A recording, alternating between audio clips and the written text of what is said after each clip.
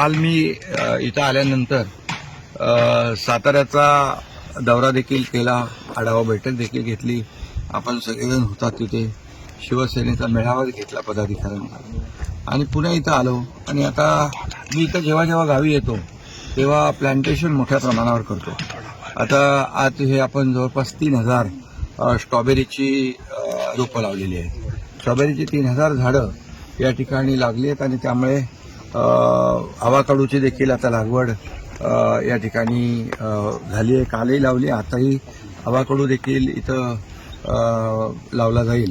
त्यामुळे आमच्या गावात आल्यानंतर ते आपोआप माझे पाय आणि हात जमिनीकडे वळतात.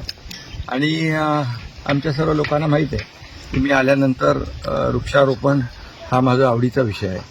कारण शेवटी जेवढी तुम्ही झाडं लावाल तेवढं आपल्याला पर्यावरणाचा जो काही आज आपण पाहतोय क्लायमेट चेंज, ग्लोबल वॉर्मिंग, या सगळ्या गोष्टी ज्या आहेत या पर्यावरणाशी निगडीत आहेत. आणि म्हणून मी आमच्या गावकऱ्यांना देखील आवाहन करत असतो की जेवढी काही झाडं आपल्याला लावता येतील तेवढी झाडं आपण लावली पाहिजे.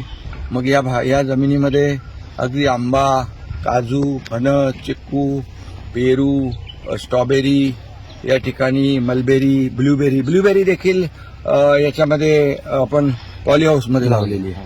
त्यामुळे सगळ्या प्रकारच्या बेरीज या ठिकाणी त्याची लागवड होते. इवन इथं काजू होतात चांगल्या प्रकारचे. या ठिकाणी पपईचं मोठं चांगलं